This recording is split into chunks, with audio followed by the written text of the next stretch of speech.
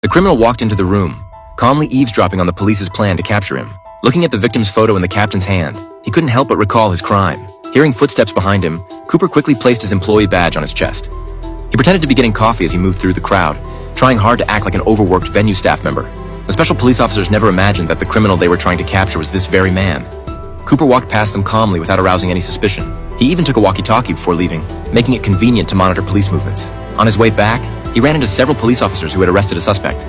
Cooper nervously watched their every move. Taking advantage of this opportunity, he also saw what the police commander looked like.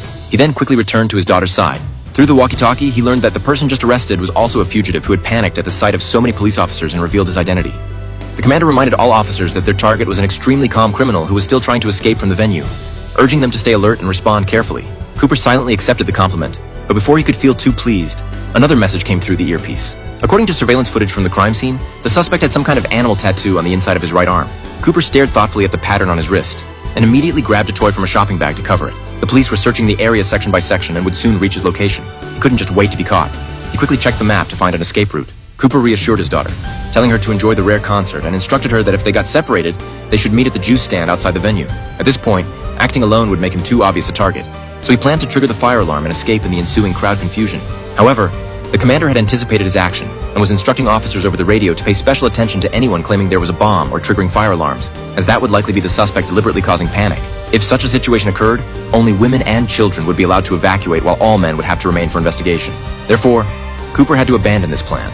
Next, he went to the second floor to look around and noticed that the roof entrance had only 2 guards. The rooftop was likely a blind spot overlooked by the police. The deep fryer at a fast food restaurant gave Cooper a new idea. Seeing that the employee had temporarily left, he turned the fryer up to maximum heat. By the time the employee returned and discovered that 2 glass bottles had been thrown into the boiling oil, it was already too late. Police rushed over after hearing the noise, with everyone's attention drawn to the commotion. Cooper quickly removed his jacket, put on an apron, and headed for the roof. Finally, breathing the fresh air outside, he was about to celebrate his freedom when 2 special police officers appeared. He lied, claiming he had witnessed a colleague being injured in the explosion and had just come to the roof for some fresh air. At that moment, the officers heard about the fast food restaurant explosion over their radio, which confirmed Cooper's story, so they didn't question him further. The officers only asked to see his employee badge before he could leave. Cooper felt nervous, but had to remain calm under their watchful eyes as he took out his wallet from the apron pocket. Fortunately, there was no photo on the employee badge, and Cooper narrowly escaped this inspection.